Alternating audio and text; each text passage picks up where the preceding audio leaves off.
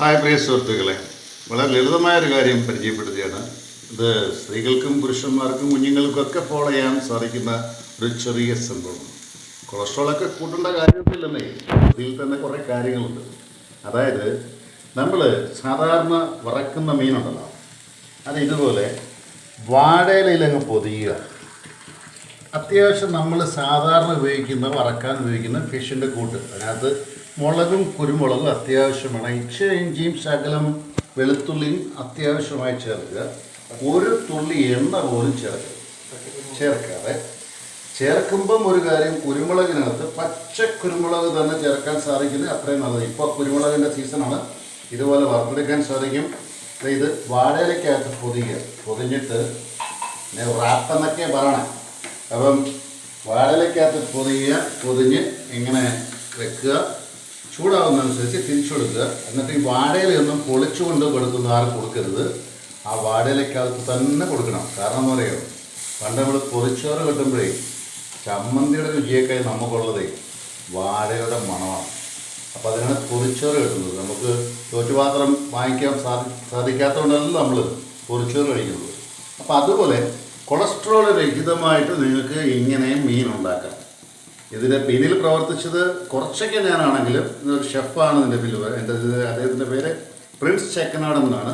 എങ്കിൽ ഞാനിത് പരിചയപ്പെടുത്താനുള്ള കാരണം നിങ്ങൾക്കും ഇത് സാധിക്കും. ഒരു തുള്ളി എണ്ണ ചേർക്കാതെ നിങ്ങൾക്ക് കൃത്യമായിട്ട് ഇത് വറുത്തെടുക്കാൻ സാധിക്കും. ക്യാമറാമാൻ സാം മഠത്തിനോടൊപ്പം Prince Chekkanadan Johnson Karoor. Have a good day. നല്ല ചൂടാ എങ്കിലും കണ്ട ചുണ്ടൻ വെള്ളം ഫിനിഷ് ചെയ്ത് എത്താറായി. കരിച്ചാൽ മാത്രമല്ല, ആലപ്പുഴയിലുള്ള ആർക്കും ഇതൊക്കെ സാധിക്കും.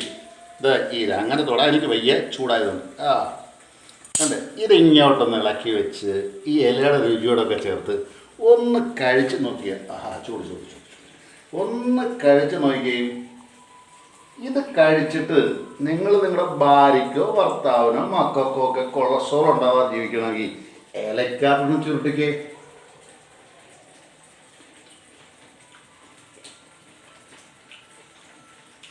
സൂപ്പർ. എന്നാ സുഖം ഇതൊക്കെ കഴിക്കാൻ. അയിലയാണെങ്കിലും ചെറുതെങ്കിലും ഇലക്കാത്ത ചുരുട്ടി ഒന്ന് കഴിച്ചു നോക്ക് സർ.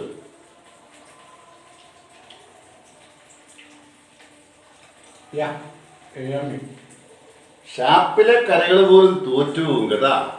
വീട്ടിൽ സ്വസ്ഥമായിട്ട് ഒരു വാഴയില വെട്ടുക, മീൻ ചുരുട്ടുക, അല്പ കോമ്പിനേഷൻസ് ഞാൻ ആദ്യം പറഞ്ഞ പോലെ ഇടുക. എന്നിട്ട് ഈ ഉള്ളിയും കൂട്ടി ഈ തക്കാളിയും കൂട്ടി, ഇനി വേറെ കോമ്പിനേഷനെ പറയാം. ഈ ഒരു പൈനാപ്പിളും കൂട്ടി ഇച്ചിരി മീനൊന്ന് കഴിച്ചു നോക്കിയേ. എരിയും മധുരവും ഒക്കെ നമുക്ക് ഒരുപോലെ തോന്നും. ഓർഡർ തന്നാൽ തരാമെന്ന് ഞാൻ പോയി പറഞ്ഞില്ലേ.